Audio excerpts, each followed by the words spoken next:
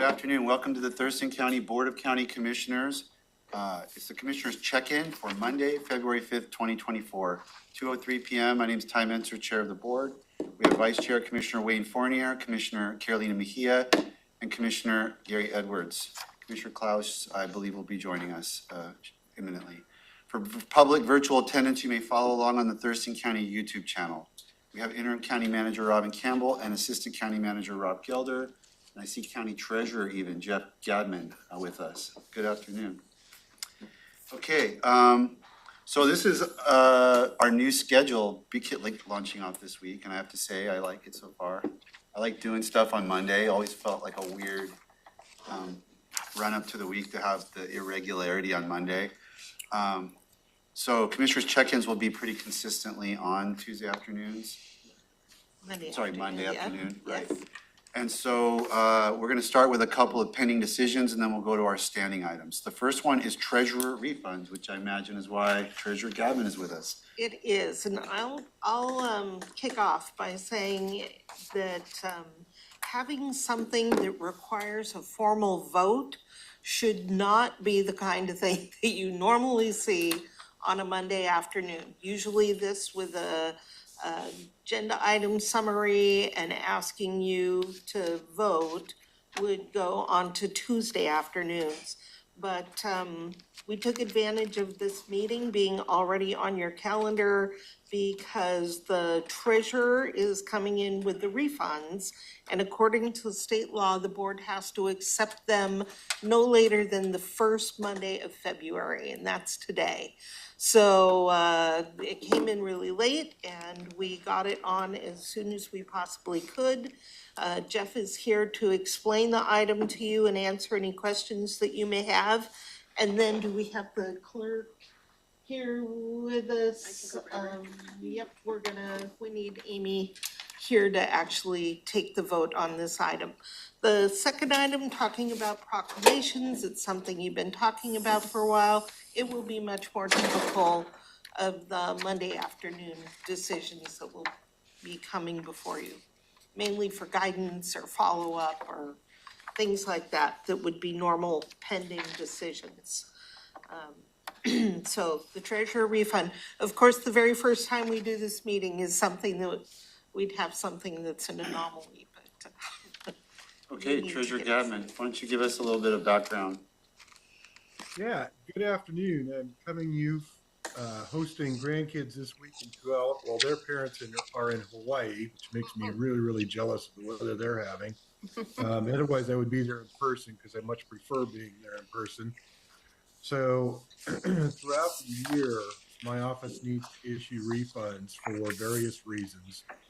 The vast majority of them are generated in the assessor's office with Board of Equalization decisions, Board of Tax Appeals, senior exemptions canceled, and that sort of thing. But then also they're generated within my office. People overpay their taxes, so we have to issue a refund check to make up the difference. A lot of times in closing on a new house purchase, the title company will estimate the taxes, and we end up needing to make a small refund because they've overestimated. So there's various reasons. They're all listed in this report, which is itemized by name and amount of the person that got them. There isn't anything we can adjust for this. They are what they are. But there is a requirement in state law that I need to report this to you as the legislative authority for the county. And then there is acceptance by the board. Questions for Treasurer Gadman? Commissioner Edwards? When you have to pay somebody back on a deal like this, do we get the benefit of the interest that you've had it in your custody for a period of time? It depends on what the refund is for and how long. Like, for instance, for current year taxes, if we're making a refund, no, there's no interest. Most of the time on the Board of Equalization and Board of Tax Appeals, there is interest because the amount owed was paid in considerably longer ago. And when you list these folks, I see you list them by dollar amount and category versus alphabetically. Is there a reason for that? I believe they are listed in the order they were issued. What was that? I couldn't hear that. Listed in the order they were issued. Listed in the number, listed in the order they were issued. These are from smallest to greatest number of the. Oh, yes, they are. Yeah. With multi-care being the big winner. Yeah. See that? Yeah, and that multi-care refund was because mid-year, they received a Department of Revenue exemption.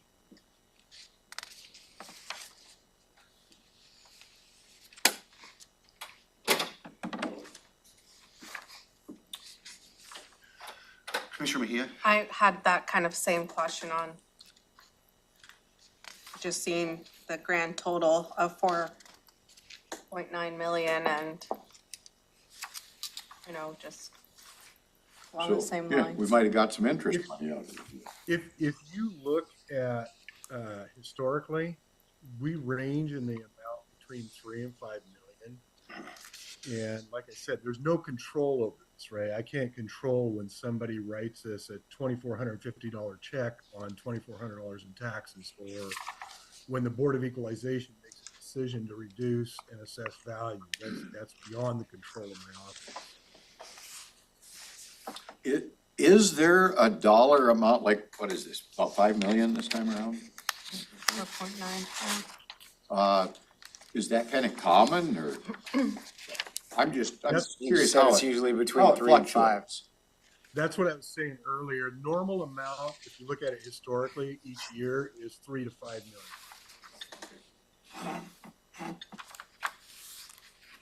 Okay, So, if Go I ahead. may, Jeff, how does this relate to the refund amount that we add to the property tax levy each year? That's a very good question. So there's certain things like that Department of Revenue exemption that gets granted to certain organizations, properties. Taxes are always properties. And the Board of Equalization and that sort of thing, each tax district can add that refund amount back into their levy for next year to make up for it. But now, like overpayments, tax overpayments where we're sending money back, those are not refunds that get calculated in that refund levy because it's not lost money to the tax districts. That's just money that was overpaid to the county. Because of the valuations? Correct. Okay, got it. So this amount on this refund list, that's for all taxing districts, not just the county's taxing districts? Yes, the amount that you see by each name is the dollar amount of the check.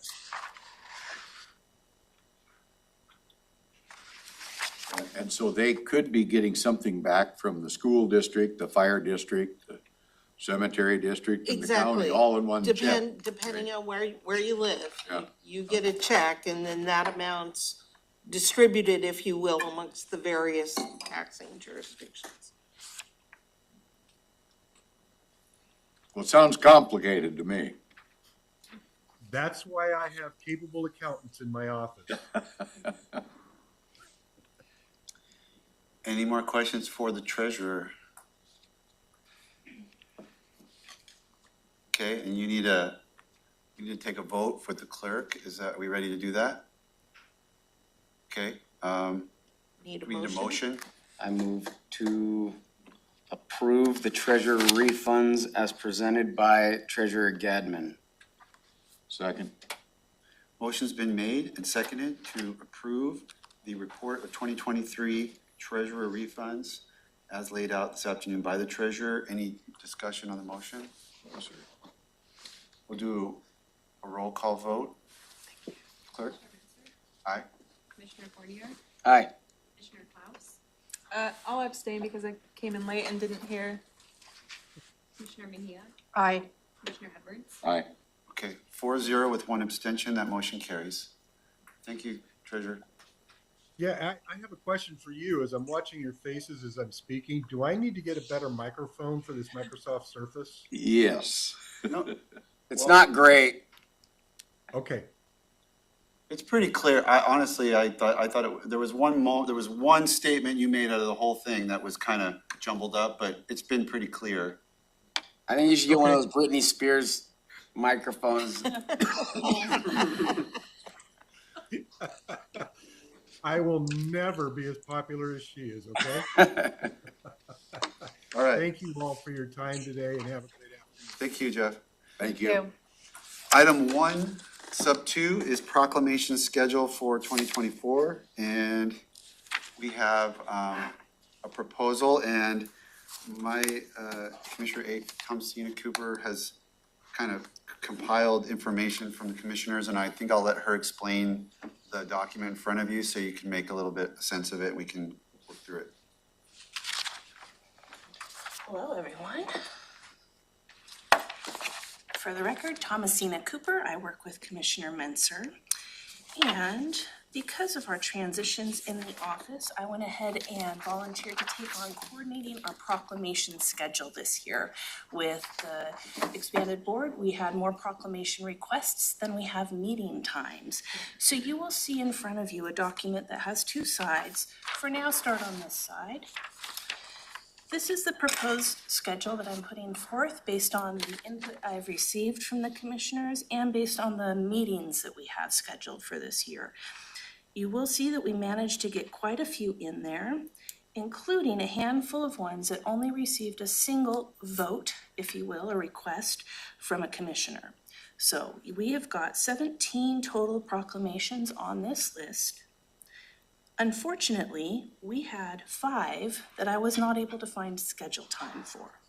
So, in April, for example, we have 3 meetings, which is a blessing for that month. However, we have 6 proclamations requested. So the question to you is, how would you like to proceed? The ones that you see on your list are all ones that have had more than one commissioner request, and the ones down below are ones that only had a single commissioner request. If you want to get nerdy and look at more of the detail, you can go on the back side. Those of us who like all of the information, I know there's some of us at the table, you will be able to see who voted, if you will, again, voted for which one. Green is, we've got more than one commissioner, it's a go. Yellow is, we've only had one commissioner vote, but we can make it happen. Red is, ooh, this is going to be difficult. Ooh. And the ooh is where I leave you all to your discussion about how you would like to move forward. Are there questions about this or information I can provide? Great job. Thank you, Thomasina. Of course. Okay, so, yeah, the auditor, for example, is always very excited about the voter registration day. And so the issue there is just that there's only, it would have to double up with another, it would have to bump one of the 2 that we have for September, or double up with one of those, which we were doing our best to avoid. It's not, there's no rule. We've done 2 proclamations in a day. But I'd like to keep that as kind of the exception, not the rule. But, you know, since we don't really have that many that are in that kind of category, certainly that's fine. That's just an example. In April, we had just, for some reason, a big log jam. But any comments or suggestions on tweaks?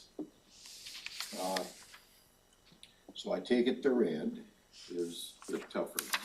I knew you would like the colors. Yes, the reds are the tougher ones, yeah. And so I see Wayne moved, did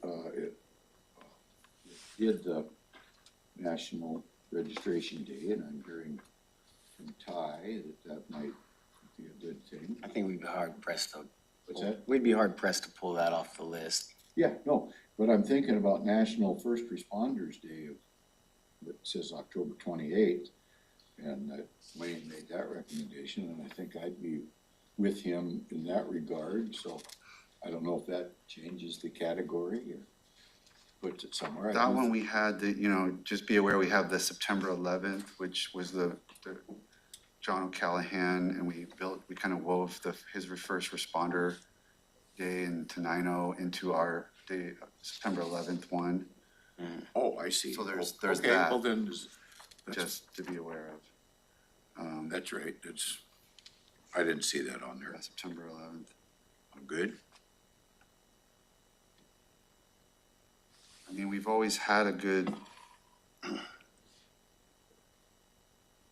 only one I'm seeing on here, I mean, the Pacific Island, Asian American Pacific Islander, we've always had good community input on that one. There's groups that come forward and.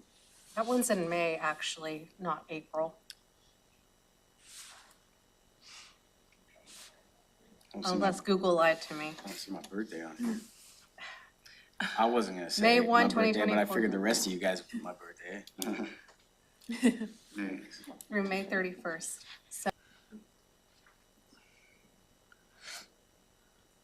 Is May 31st actually one of the days here for us in May? These are all the meetings, Thomasina, Yes. regardless of whether there's a. Assuming that we stick to the schedule as is currently. Okay, so. Oh, geez. Is April. How often, you know, you said something about you just soon keep it to one if possible, but Could this be done with just a LED reader board out in the lobby?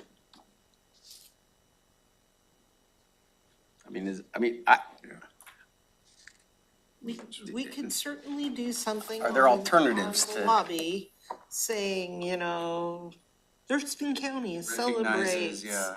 Yeah, or recognizes, or, Maybe, I don't know, maybe Awareness Day. there's a way to take it off meeting agendas and just You put it wouldn't- on a reader board or something. you wouldn't and a have press- the proclamation that's provided to the interest group that gets their picture with the board. I mean, then that's what takes a Yeah. while at the meeting. It's not so much passing the proclamation as, Commissioner Klaus. What if we had comms do like a video like they did with the holiday video, and we can like read through the proclamation and then put out a video on social media and stuff?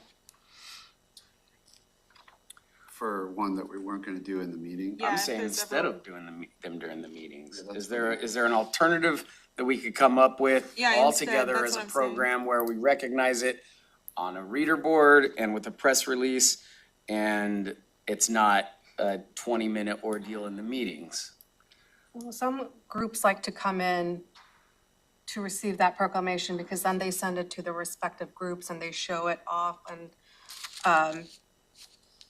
so that's kind of been, right?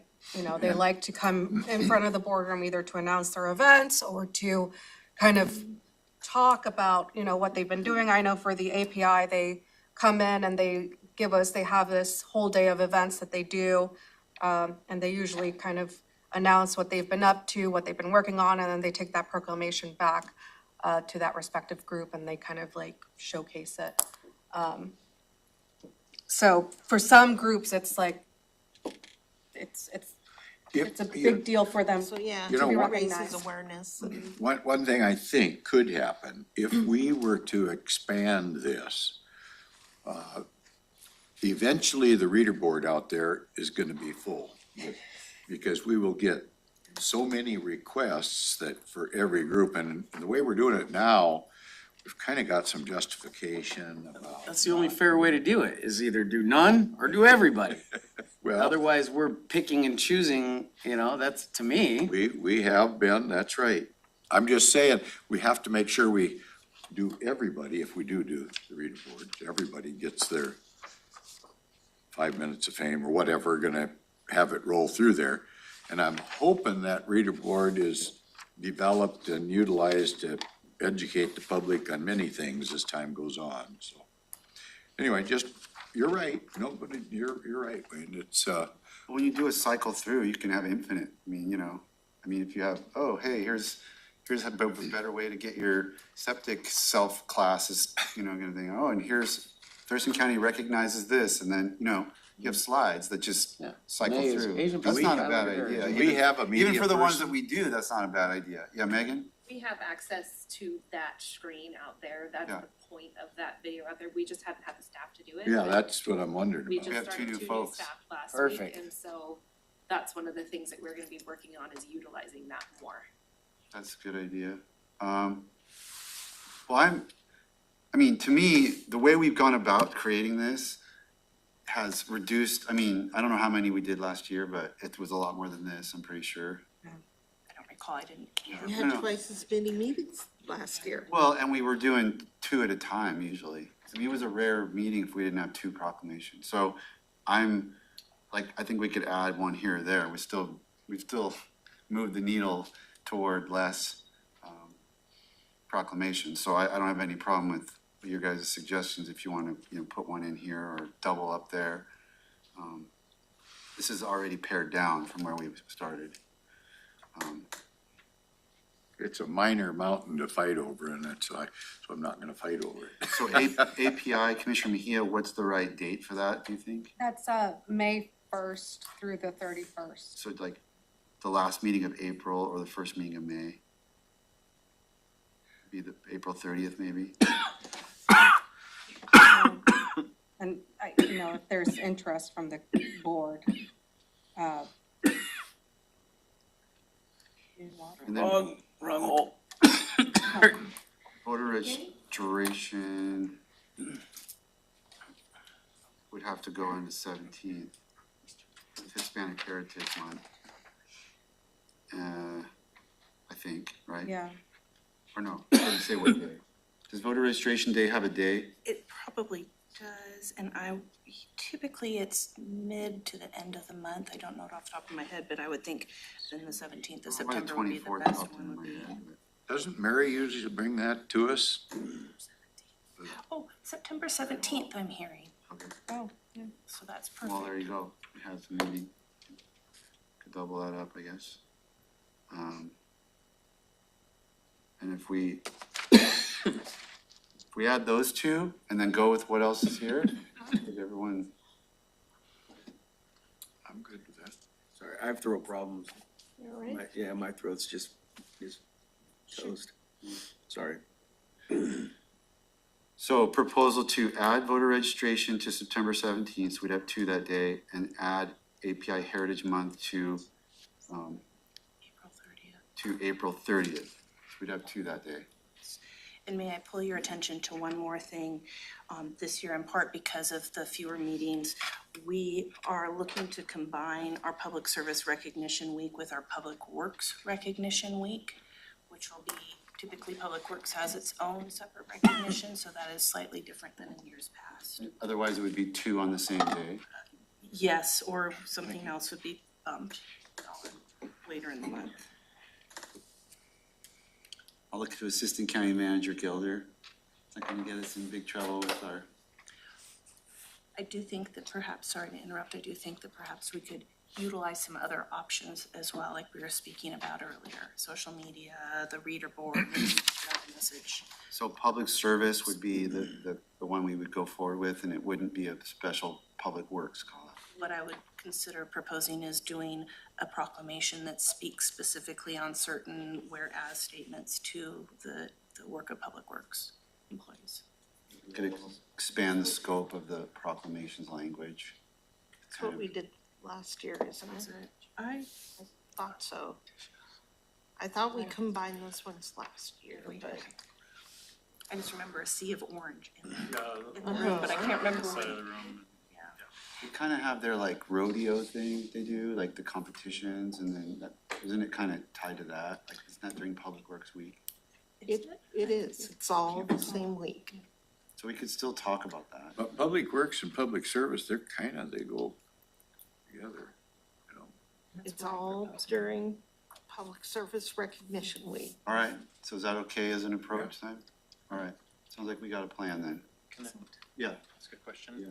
So when there's a month, depending on when it's falling, obviously, I'm assuming the African American History Month, it's the 20th because tomorrow's the 6th. Okay.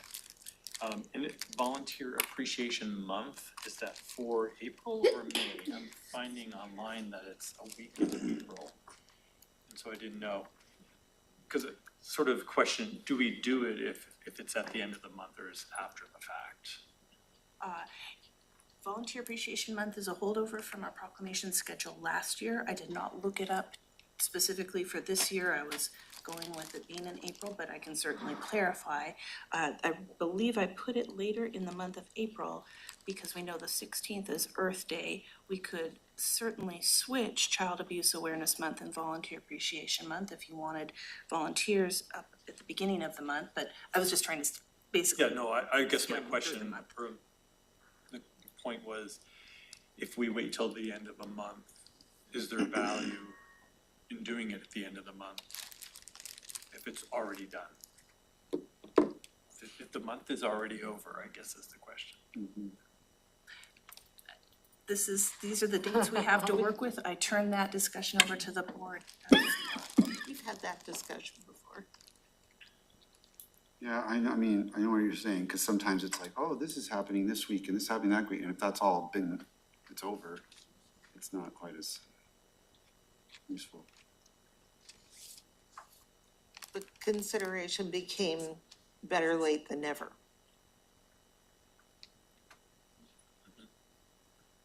I guess if we, well, so if we were already thinking of putting API onto April 30th, that would be two there, just moving volunteer appreciation to April 2nd, so we actually capture the right month, would make a ton of sense, right? It's not changing any more doubling up, it's just putting them in the right order. So let's do that, let's play, so we've got API, as we said, we'll go into the April 30th for May, and then we'll drop Volunteer Appreciation Month to double up with Child Abuse Awareness Month, and then we'll get both months before the month happens, and we still only have one meeting where there's two. Okay? I think we got that then, thank you. Thank you. Thank you, Thomasina. Of course. Okay, next up is reports on external boards and commissions, and who wants to go first? Go ahead, Commissioner Edwards. I really don't have anything to report of substance other than I'm gonna have difficulties on the Solid Waste Advisory Committee, TCOM, and the EMS Council, which regularly I'm gonna have conflicts, so I'll just have to make a choice On Wednesdays, you were saying? on Wednesdays. They're all those three of those Yeah, Wednesdays? yeah, and so sometimes I'll be missing a meeting and sometimes not, but I'll pick the ones out. And I don't know how many others have that same kind of a issue or not. I just bring it up, and I'm not trying to make a big deal out of it. It's just, it is what it is, and Orca is another Wednesday one, whoever got Orca. I did not. Is that Commissioner Carolina, Cloud? are you okay? No, that's Klaus. Commissioner Klaus. got, So that's an Orca, that's a Tuesday, that's a Wednesday at 10, I know. so I'm just gonna try to make sure I get at least half of them or something like that. Yeah, kind of figure You out know, which one. depending on what we have going on that particular day. Shahid was basing when I wasn't able to attend because we had our all-day interviews.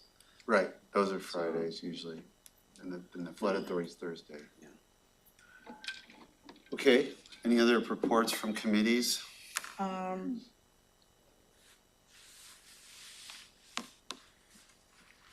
Should we hear? Attended TRPC council meeting, and they gave the housing report on there, and there was good conversation on just housing allocations and UGA, measures, as well as the growth and the UGA as well, compared to in the jurisdictions. We received public comment in regards to that. And then elected a chair and vice chair, as well as a secretary for that I toured Pier Olympia, and I also attended the Legislative Steering Committee along with Commissioner Fournier as the alternate. Just a lot of discussion in regards to, and the day before, I also attended the Washington State Association of Counties Board of Directors, and the conversation is still the same. So King County is not going to be participating this year, and Snohomish and Pierce County have now followed suit with their own letters from their jurisdictions saying that the voting needs to change or something, or the fees need to change, or they're not going to be participating in WASAC and they'll be pulling out.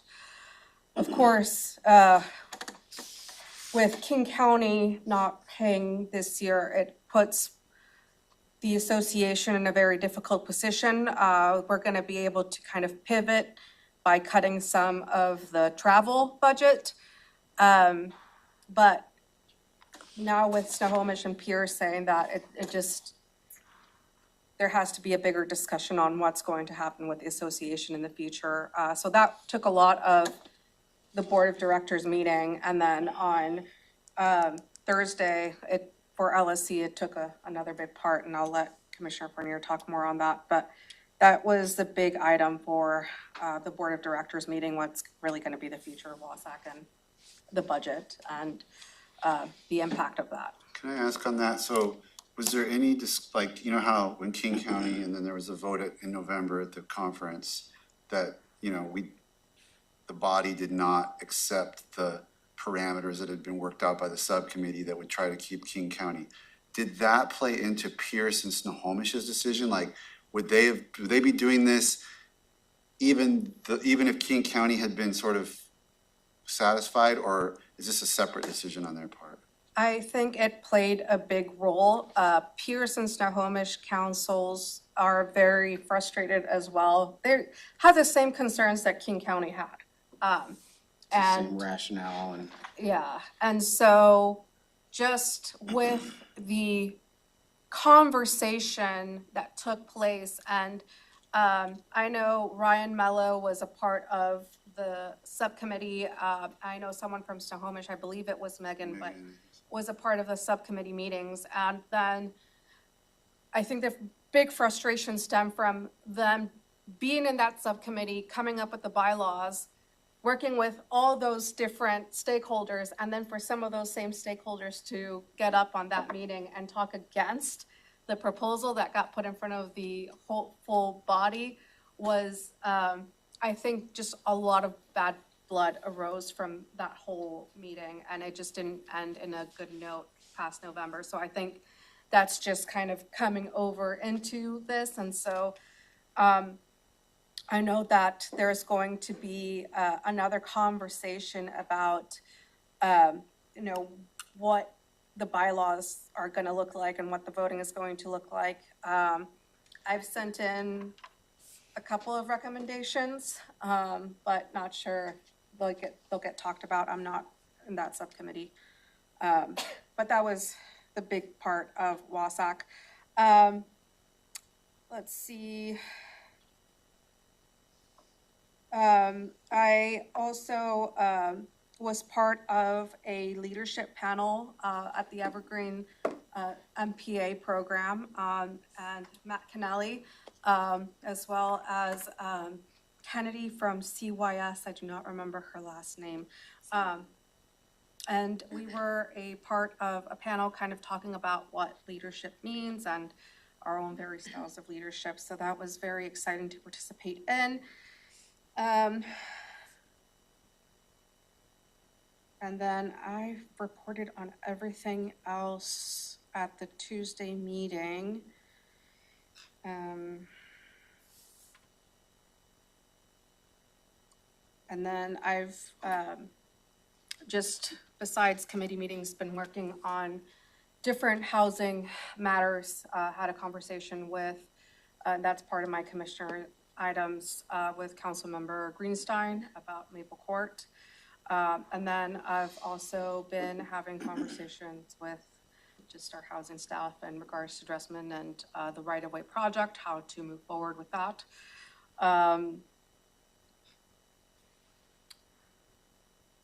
Okay, get to that one on commissioner items, Yeah. maybe. External boards, anything? The LSC meeting, it was covered pretty well by Commissioner Mejia. And I also made the mistake of, the Boys and Girls Club breakfast sent out a invite, and on the invite it said February 1st at the Olympia Hotel or something like that. And then later down it said February 13th. So I went to the Boys and Girls Club brunch by myself. Nobody else showed up on February 1st. So I missed about an hour and a half of the LSC meeting because I was sitting in the parking lot of St. Martin's. That was fun. I went to the LSC, what was it? Reception. And I will talk about it in commissioner items, but there was some stuff I learned about that DNR is doing with housing that I wanted to share with everybody. Perfect. And you got it as well. So I think it's exciting. So I think everybody will like to learn about that. And then I also had it's not an external commission, but I was met by Councilmember Greenstein from Lacey and had a conversation with him about Maple Court. So. Okay. So we'll get more to come on that one. Commissioner Klaus, anything? I just had activity from one committee, which was the Regional Housing Council, and although we didn't have a meeting last week, there has been quite a bit of progress on the Desmond.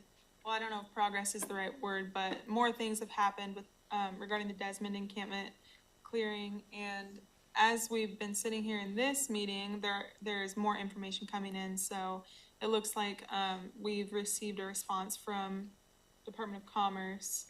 I haven't had a chance to read that yet because it just came in, but I know Tom Webster sent out a follow-up this morning on to Tamara from Department of Enterprise Services because we haven't received a response yet from DES on the letter that RHC sent them last week.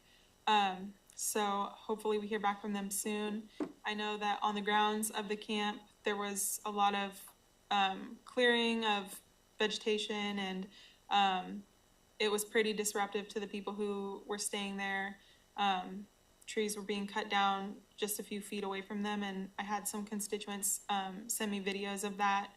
And it was pretty disturbing to watch when the correspondence received from Councilmember Cox before that happened was that they would be careful not to disrupt the people who were there. But that's not really how it panned out. Other than that, until I read this update about Department of Commerce, that's all I have. Okay. For me, I attended the multi-care community leader listening session. That included two folks from Olympia and John Thunheim and myself from the county. And we were just kind of giving our 2 cents about access to care issues. The prosecutor was kind of pitching a program to kind of get a healthcare component into his domestic violence response program. We talked about just multi-care's plans for expanding access. I was just talking about how there's a lot of services right now that you go to Tacoma for, things that aren't that specialty oriented, and for folks that don't have cars, that don't have means to get to Tacoma every week, it could be an issue. And just what are things that we can provide here locally that we're not now? And pretty good discussion, so that was interesting. I did attend the WASAC with Commissioner Fournier, the legislative reception. I had Paul Jewell there from WASAC telling me which senators I needed to bug from which committees on which bills, so that was useful. I got a chance to talk to Senator Robinson about our DNR, the NCS proviso, I talked to BNR Representative Janicki about the Cabbage Patch issue. I don't know if I made any headway there, but it was a good chance to see a lot of people and talk about some of the pieces of legislation we've got on our priorities. Commissioner Fournier and I had a meeting with the Chehalis tribe about a docket item that they had some concerns about. We gave them a heads up on our process and how they could formally submit their information. Can I ask more of a follow-up on that? Sure. and I know this is in regard to, the, a proposal that's on there, but I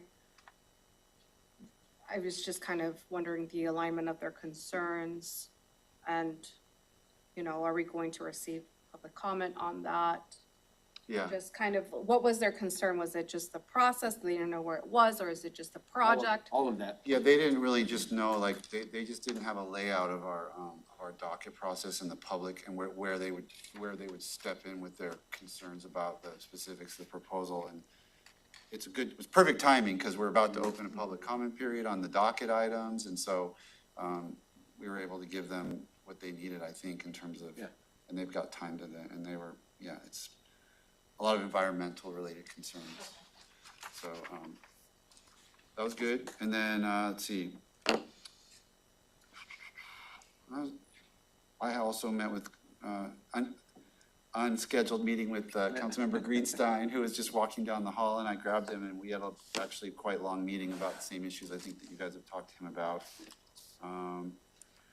Robin and I met with DNR about the Summit Lake, and it's kind of time to come back to the board, but we'll have to probably do that with council and probably an executive session, so expect a update on that shortly. I won't get into it today, but there's probably a point where the board needs to hear what has happened and kind of what the next steps are.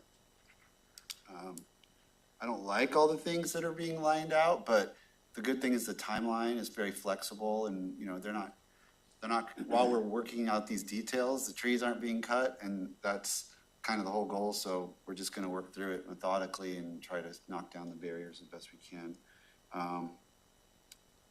That's about it for my external reports.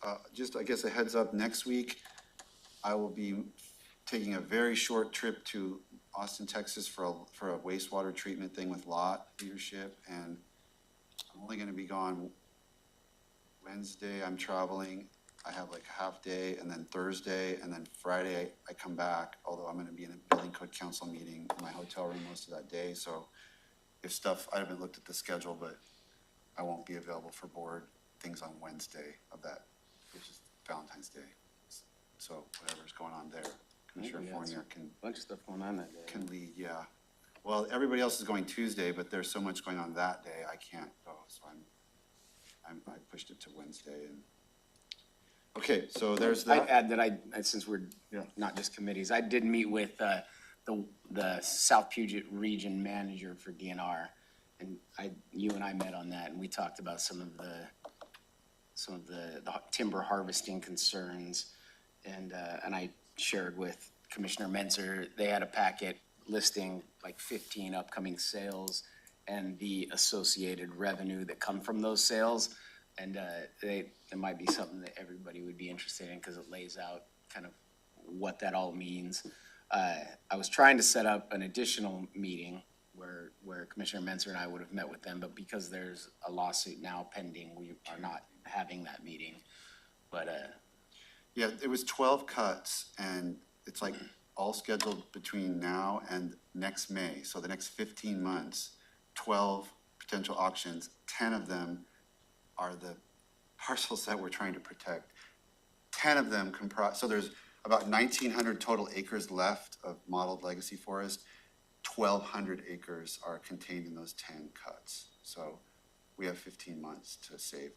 Over 60% of what we're trying to save will be gone by next May if we don't reach some sort of alternate arrangement. So at that point, it was, at first I was pretty intrigued by what Commissioner Fournier said, but when I saw the cuts laid out, it's like, there's not going to be any compromising. They're going after everything. So yeah, I was hoping there's that no we could horse find trade to some be kind made of compromise. because they just want all of it. So we'll have to see. But they also, then they get sued by the trust, the trust recipients, or they get sued by, DNRs, they've got their way of doing things. Absolutely. We gotta wade into it and figure out. Okay, next up is commissioner items, and this can be anything related to anything. Commissioner Edwards. No, I'm not. I was gonna ask if I could follow up. Oh, yeah. On WASIC, are they working towards a new executive director? Yes. I don't know the timeline. Nothing One of the new people that coming? applied So, Nothing new coming on that, as far as we don't have a list of candidates or Not yet. anything like that. No, not yet. because Eric's there till May, Yeah. so we've got that much time. Yeah, I just wondered, I hadn't heard.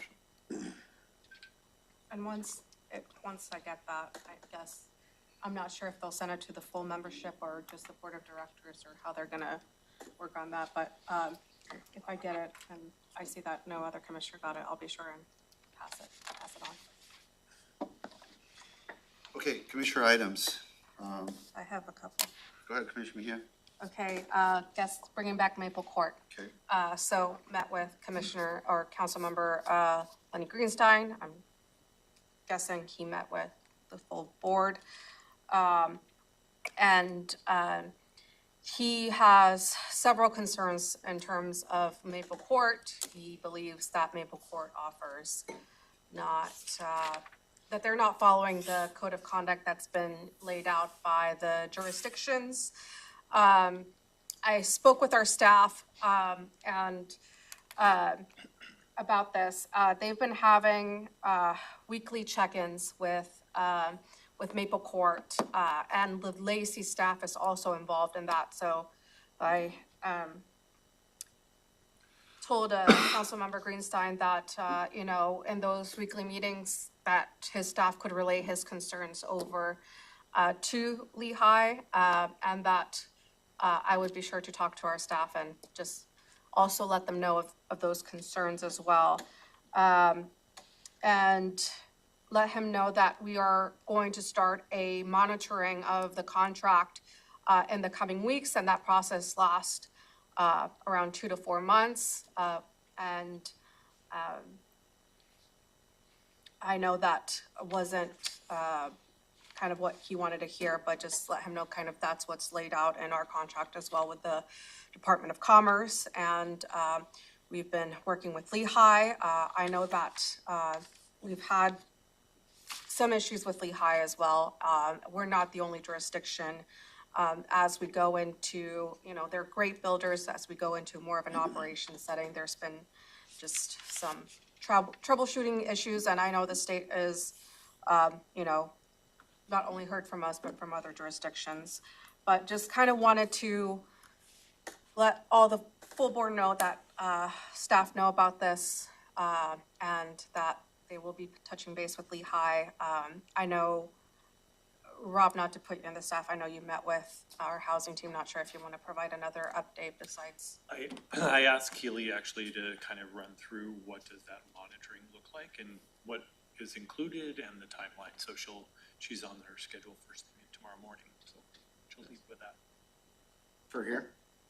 Is that more of a financial audit though, more than like No, unfortunately, I don't have operations my of the- notes with me. It's a little bit of everything within the extent that we have authority under the contract to do. So there are, basically, the requirements are based on the source of funding from the state.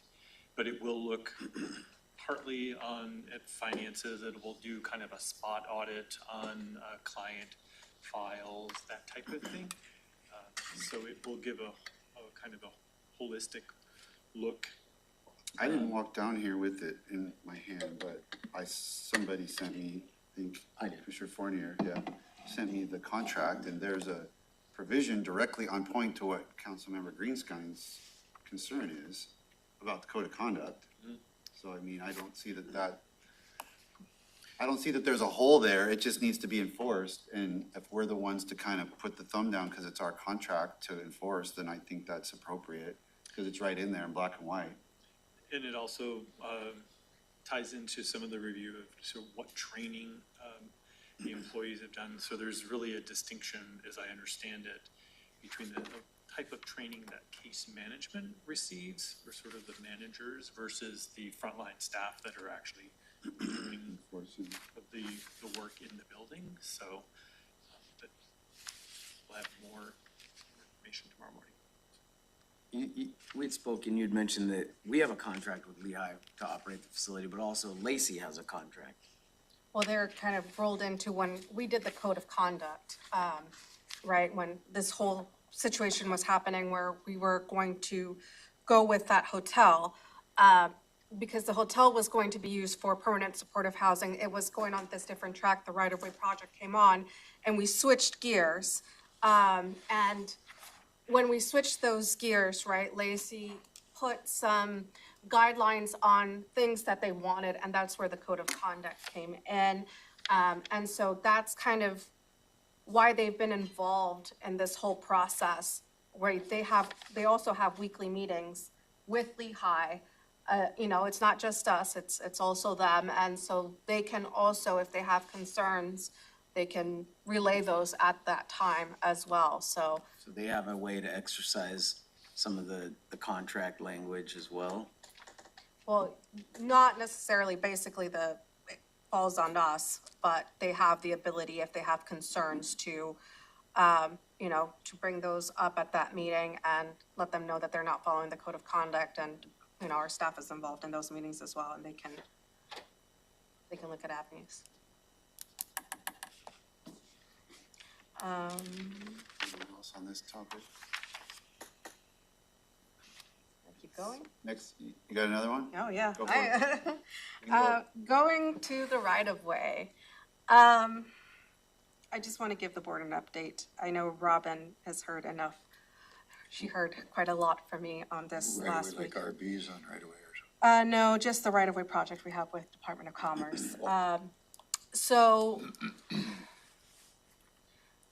I attended the right-of-way meeting last week, and I was extremely disappointed, extremely frustrated, and the tone that whole meeting took place, the way Department of Commerce treated not only our staff, but other jurisdiction staff.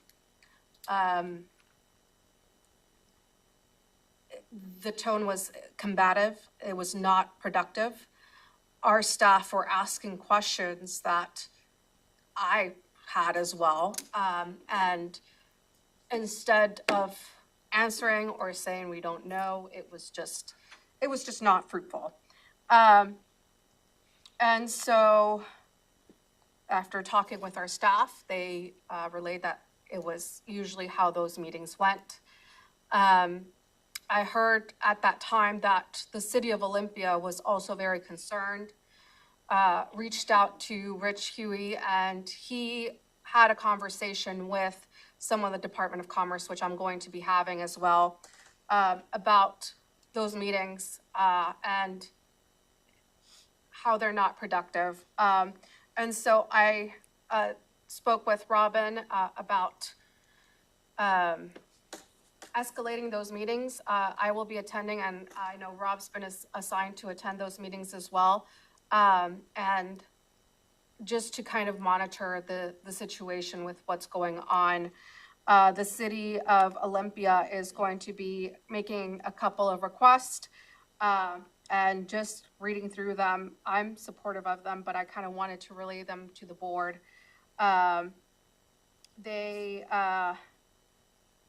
So just in recent months, the Tuesday morning coordination meetings have become less productive, less transparent, and at times even combative. Given this, Olympia does not plan to participate in these meetings without significant changes. I agree with that. I don't think that we should be putting our staff in those situations if those meetings are not going to be productive. And the original MOU calls for the signatories to work together in a collaborative fashion to transition people from state prioritized right-of-ways into housings. As currently run, the meetings are no longer being conducted in the spirit of collaboration, and it's time for changes. So can I ask, what is happening in the meet? Like, is there something that won't get done if these meetings don't occur that has to get done? So the meetings, basically the meetings first started to kind of do those check-ins, right? Like, this is what's happening from the local jurisdiction's perspective as they're working through each different encampment. And as they've transitioned into the Desmond encampment, our staff have been asking questions because it was initially considered a right-of-way project. Now Department of Commerce is saying that it was never considered a right-of-way project, and it's not even going to be discussed at that meeting. So our staff asked for clarification on that. And they were told that, since it did not, it wasn't a contract that neither the county or the city of Olympia were involved in, it was not going to be discussed with them. It was solely a City of Lacey and DES matter, and that they would not be giving any updates on another jurisdiction's contract. So there was, of course, confusion because staff came back and said, well, we were told initially that this was a right-of-way project, and this is why it was following this timeline and this guidelines. When did that change? And the result from that was basically just very accusatory, saying that they never said that, and that it was never considered a right-of-way project, and if that was our understanding, it was our mistake. But we don't, so what you're saying is we don't need these meetings. They don't, No. they're not, Well, they don't help us accomplish any of our goals. you know, they, at this time, they're not, so that's kind of why the city of Olympia is going to be sending Rich to those meetings, and that's why I asked also Robin to escalate this to kind of Rob's level to see if there's any reason why our staff should continue to attend them, or if we're gonna be following kind of what the city of Olympia is doing and just pulling our staff out of those meetings because they're not being productive. Okay. So just as a, Commissioner Edwards? And Olympia is faced with that same thing you're saying. yes, And I guess the new mayor has a pretty good in, the governor, doesn't he, as far as being able to, I don't know who's running commerce or what's going on, but geez, I don't know why there couldn't be something set up there to, you know, yeah. bring attention to this if it's an issue, because I don't think anybody ought to be discourteous or Yeah, that kind of a thing. and that's why I'm also Oh, going to you're be work, reading. you're already headed there. Okay, forget I said that. Okay. Another item? Let's go, Are we, we'll just go around and Go around. around, I can just hug the show. Usually we just go around unless there's, you know, something time pressing and we're out of time, but we got all plenty of day, time. I got all Yeah, day. go for it. I got listed here, just BLS Narcan. This is something that I've been kind of beating a drum about, but I'm not gonna talk about it much other than mention that, you know, Rob is working on it with, the MPD and Ben Miller-Todd. And, hopefully there's a solution in sight shortly. In my district, we recently had a teacher that was recognized as a statewide VFW Teacher of the Year. I was wondering if maybe, is that something we could recognize a teacher for here? I don't want to bring up another proclamation or resolution, but, I mean, if I could kind of twist their arm into coming tomorrow night, is there like and Matt could easily write something up. It was one of his teachers, because he graduated like last year. Would that be We've something done that we could do? recognition, just if there's a paragraph and you want the chair or the vice chair can read it as Okay. like right out, during the section of the agenda on proclamations. What would be the appropriate thing to do? I mean, we did that once for the Elks 150th anniversary or something. We've done it, I think, a couple times. Kiwanis. We just stick it on there as a recognition. Okay. Or as a, what do we call it? Recognition? Mhm. And then I just call on you and you can just read the paragraph. We, you know, person wants to certainly offer the podium if they want to say something, Okay. but it's not like a Yeah. document and a vote and a picture and all that. It's shorter, Okay. just a Matt, paragraph. does that sound good? Is that Okay, thank okay you. with the board? I guess, Uh, think it's board, okay. This is an idea. It came from Matt. I think it's excellent. It was a commissioner art competition, not us doing art, but each district maybe doing like, you know, that we've talked about needing things to hang in here. It would be cool, I think, if we did a countywide, each district kind of, you know, art competition, something where each district could have its best, you know, artist. You know, we pick ours, you pick yours, and then we have all five lined up next to each other. We come up with some parameters. Sounds fun. I like fun things. Maybe we talk about it When with we our. say that like the top 2 or 3 get displayed in the building. you know Yeah. what I mean? Yeah, something like that could be fun. Maybe we could work with our PIO team on that. Is that, is that okay? I like it. Okay. I'd mentioned before, Olympia does a sculpture display thing, and I think it'd be great if we could reach out and offer the front of our building for one of their plinths. A plinth, it's like a box, a big concrete box that these sculptures sit on top of. Sit on, So when you go into Olympia City Hall, for a while there was like this goofy little copper pig out there dancing, you know, and then the next year, it's every year the winter, they'll do like 12 of them throughout Olympia, and the one that they pick as the best gets displayed at Olympia City Hall. And so they need sites where the public go and they can vote on the best sculpture. I thought it'd be nice. It's a pretty if we could easy way offer for that. us to. Get yeah, more art. Yeah, without having to do it. I mean, it's all, the details are all dialed Yeah. up by We Olympia. just might have to provide a plinth. Yeah. Yes. Outside of this building? Yeah, something outside. We'll need to work with the landlord to Okay. ensure that we can put something up, but why not? It's temporary. Right? Yeah. Yeah, and then, the DNR housing thing, which Commissioner Menzer can probably talk about better than I can, because he's way smarter. But,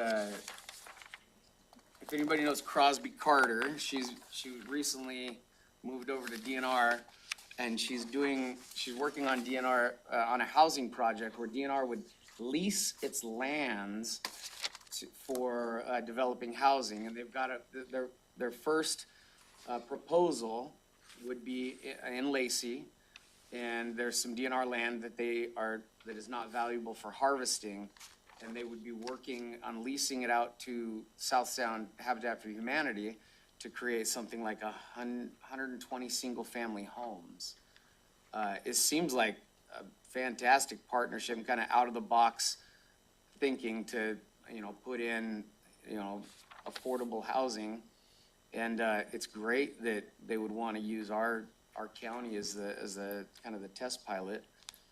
So I've included Senate Bill 5967 and House Bill 2003, where they're making a capital budget request for the infrastructure. And maybe, I don't know if we would want to invite Crosby to come in and tell us about it and learn how we could advocate for this program if we're interested. But we did. Yeah, so the little more background, they had it's basically like DNR is managing all these lands, but over time, lands that they had, like development happened, and now they've got land either in a city or a UGA that they can't manage in their normal way. So they're like, there's 37 of these. 37 properties that they've figured out that they can't do their normal timber, thing. They're gonna have to figure out something else to do with it because they're now in UGAs or cities. So they came up with this idea of trying to incentivize affordable housing. The bill that Wayne talked about has 2 parts. They need both, apparently, like running the numbers, they need both of these things. They need this leasehold excise tax exemption, and then they need a capital request for an infrastructure fund, which would help them do sewer connections and whatever infrastructure they need. So that, and the pilot, and like he said, we're lucky that Crosby, I think, just because she's from our county, she's kind of focused in on Lacey. And there's actually the one I have, she gave me this thing, which if anyone's really curious, there's a little map where it shows, you can, it's on this one, it's just black and white. Yeah, yours is color. So it's basically Meridian, I wrote down where it is, it's near Meridian Road. It's in like the Miscallister Spring area, I believe. Yeah, it's kind of like a land trust idea where like they own the land and the infrastructure, but then they lease it to, and then Habitat for Humanity could then create, cheaper options for folks to have housing. And so anyway, and then I remember, so if the bill passes, they're kind of good to roll with this, but if the bill doesn't pass, she'll probably be looking for other ways to try to get it off the ground. She said, could the Regional Housing Council help? Support for this, the infrastructure fund, or How much is this? the. How much are they asking for? 2.25 million. from the state? If the Regional Housing Council could write a letter in favor or something, that would be fantastic. Could they even partner, she asked, with a local jurisdiction to buy the land and then habitat, and then they could, the jurisdiction or the council, I don't know. She was, basically, they went after exactly what they need in this legislation, but if they don't get it, she'd still like to try to find some way to put the pieces together. So we might hear more about it after session if this doesn't succeed. Do you know if they're working with when would they need a letter by?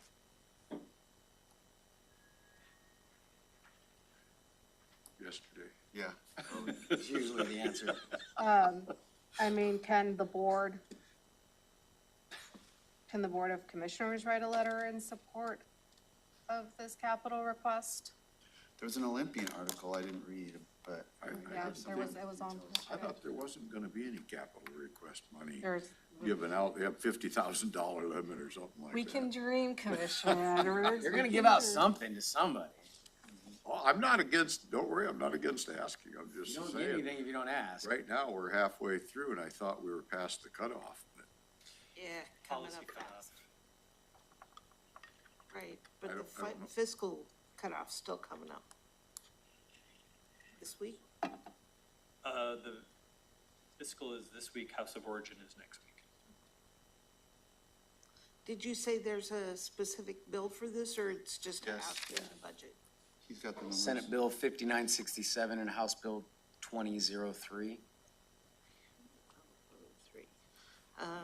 Because we could certainly, if they're standalone bills, we could ask Deborah to sign in favor. There you go. Okay, Commissioner Edwards or Klaus? Jump to you Could guys. I Go ahead. go, I have a meeting, I'm late too. Okay, go ahead. I just have really brief update.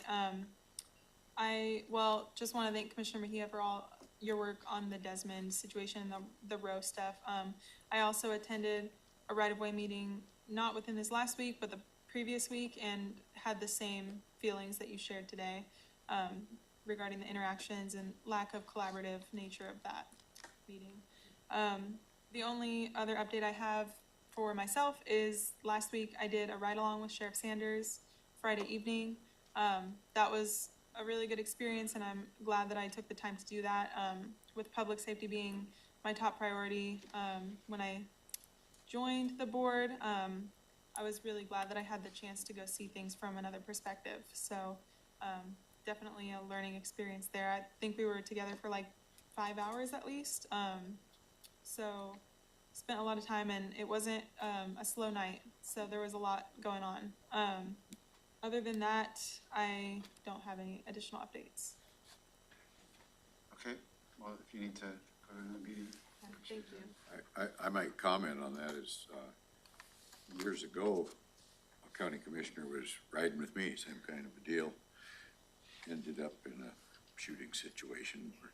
Anyway, Commissioner House got pretty close to that Friday night, it sounds like. So I don't know if it's a good thing to, you know, anyway, it can get kind of wild out there. I'm glad you went. Yeah, me too. Okay, Commissioner Edwards, did you have future Yeah. items? Maybe Rob's got an update. We got anything going on, new on the RV parking on county right-of-ways? Nothing new, other than I did meet with the sheriff last week about it. Still kind of pushing along on that? Yep. Anything new on animal control? We were, percolating, or we're getting some solutions, or anything? Nothing to report? I mean, I'm just saying if you have something or not. No, I had a meeting with Sarah, and we gotta get it into rotation, but she'll be coming in with data and addressing some of your concerns. I specifically asked her to talk about how are her strategies for getting better coverage and response. So she'll be ready to talk about that. I gotta get it scheduled.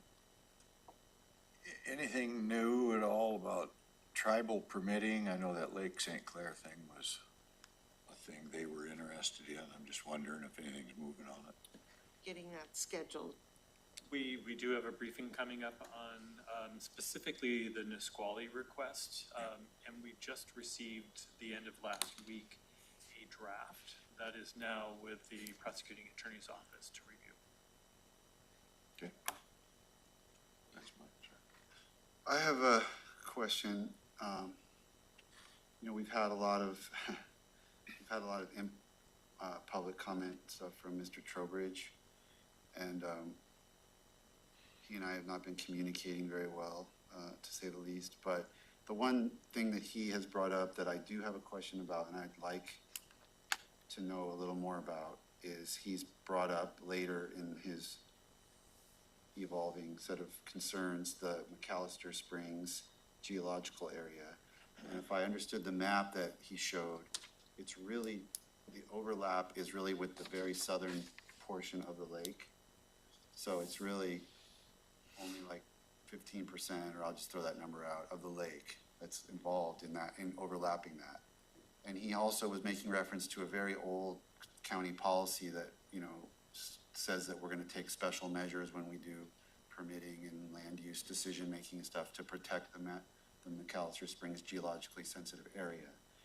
So I'm just wondering, I don't know if it's our new environmental health director, or I don't know who would be the right person, but I would like to know whether or not that overlap, if that's correct, the map that he showed, warrants the LMD taking a different approach with how it manages vegetation on that piece of the lake. Is there something about the connectivity to an aquifer or the sensitivity? I mean, it's been designated as a sensitive area. Does that connect at all to the activities of the LMD? And if so, how would that come about?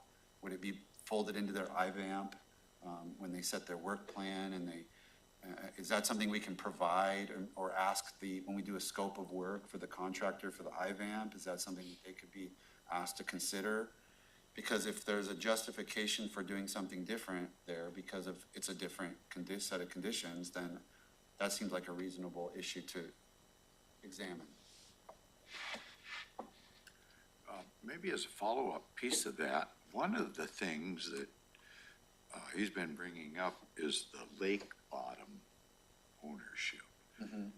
And for some reason, I had thought some time back, over a couple of years ago now, that had been determined by our council, that was not an issue, or? It's not, so it's, I went through this with Travis when Mr. Trowbridge first brought it up many years ago. It's not an issue as to our decisions that we had to make on the LMD. It actually is kind of it is a gray area in some instances. Like legally speaking, there's some authority there that is from like the 1940s. But what Travis made clear to us, and what I think you're remembering and what I remembered, was that it didn't bear on our decision about whether the citizens had a right to form a lake management district. And the decisions that were in front of us were not affected by that. Whatever gray area there was did not bear on that decision. So that's why I didn't really go much deeper into it, and Mr. Trowbridge got very angry with me because when he came back a few years later and said, what's this legal opinion? And I didn't have all the details in my head. I just simply said, well, I know that legal counsel went through it with me and it wasn't germane to our decision that we had to make at that time. And he didn't like that answer because it sounded like I couldn't tell him why his argument wasn't the winning argument. But we did go through that with Travis in I want to say 2020, about 4 years ago. Is there any chance we could get Travis to fill us in? Come back in and. So Rick Peters is now counsel for LMDs. Anything? Well, LMD issues. okay, I don't know if it's LMD or I don't know if it's, it gets brought up and I just hate to say I don't know, or that, even that's a gray area. I mean, a typical attorney answer is it depends, but I'm. The gray area is not, the gray area is about I think, if I remember, I'm remembering back from 4 years ago to legal research I didn't personally do, but I think the gray area related to non-navigable. If it's navigable, it's in one bucket, and if it's non-navigable, it's in another bucket. And the gray area is the law is not entirely clear of what a navigable versus a non-navigable waterway is. But Travis said that regardless, you can still form an LMD and you don't need to really worry about it, which is why I then stopped worrying about it. Okay, I mean, I'm just, Mr. Trowbridge has not stopped worrying about it. yeah, he's not stopped, and I'm trying to figure if there's a way to alleviate animosity or something like that. Yeah, no, me too. That's what I'm looking for. Any nugget of Because it ties concern in, that ties to a legitimate concern, I want to make sure we flesh it out. and I don't know how this exactly, but there's some kind of a tie-in that at the same time, he refers oftentimes to, he's not even included in the taxing district somehow, but it's stuff is being done to his lake or his lake bottom that he's claiming. It becomes quite complicated, and I hate to just not know a thing. I mean, I don't know what he's saying is how much merit to put in it at all, and I don't really have an answer from the county attorney about, well, what is the deal? You say it's a gray, can you explain it a little bit? I mean, is there a law from 1902 when it was a log pond or something? Navigable and unnavigable, if you can row a canoe through there, is that navigable? I don't know. I mean, I've never had anywhere close to some explanation so I can tell a citizen that's got a concern, and I just don't see that thing going away, and we're just gonna sit there listening to comments, and he's got every right to speak his piece. I just wish we knew more. I don't know. I will add those I'm up for the hearing more. two questions to my LMD to-do list, and we'll flesh that out a little bit more and bring that back to the board. Just also so you know, after last week's meeting, I have approached Mr. Trowbridge and members of the Pattison Lake LMD to try to schedule a meeting where they could all come together, try to identify the concerns, and then really try to address that. The path forward. Is there something, and I don't know anything about what the lakes are doing, but I know out at Lawrence Lake for a period of time, and it was quite a few years, they were doing what's called mechanical harvesting.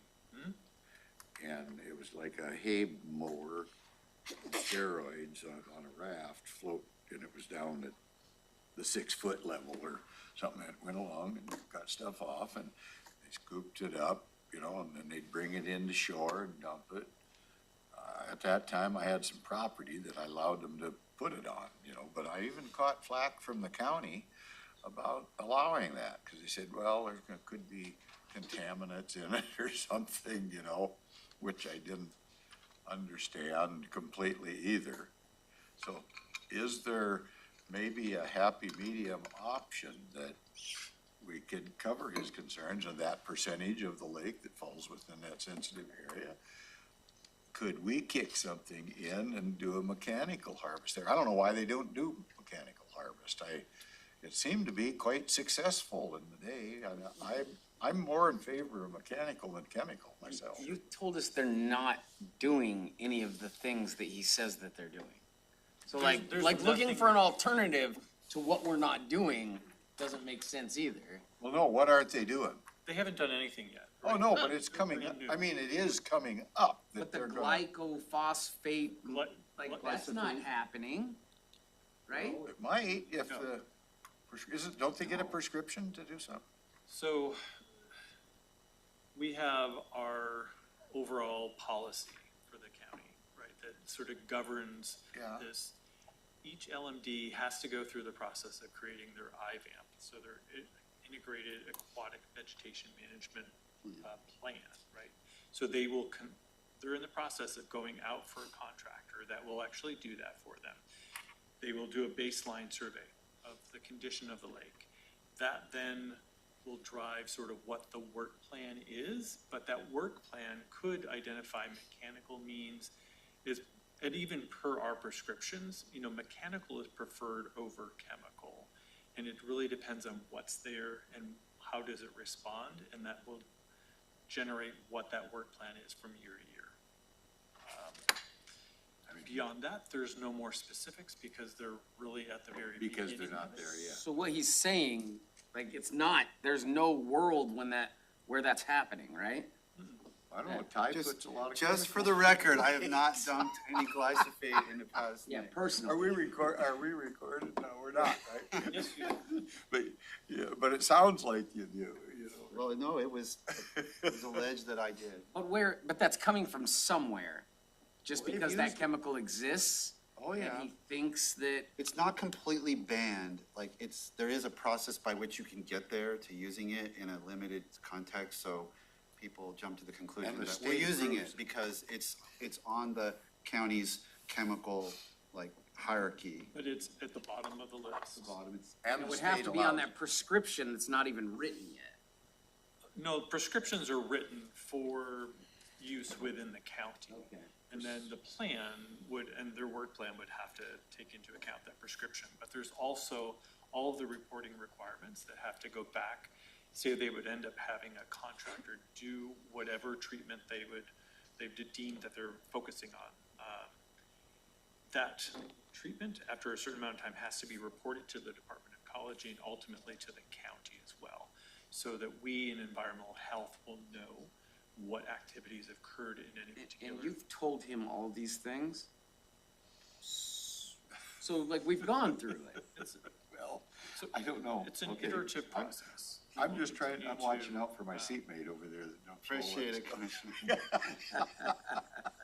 We're trying to find a I'm gonna bring it constructive path down. forward. I just had to, Could we be interested in helping them out and doing mechanical in those sensitive areas? I don't know, it's just a question. I don't But think that's he not up wants his, to us, that's I up don't- to the people that go and assess the lake and come out with the, I don't think he wants his lily pads disturbed at all. He No. says there's nothing wrong with having the lily pads, and I don't think he wants any.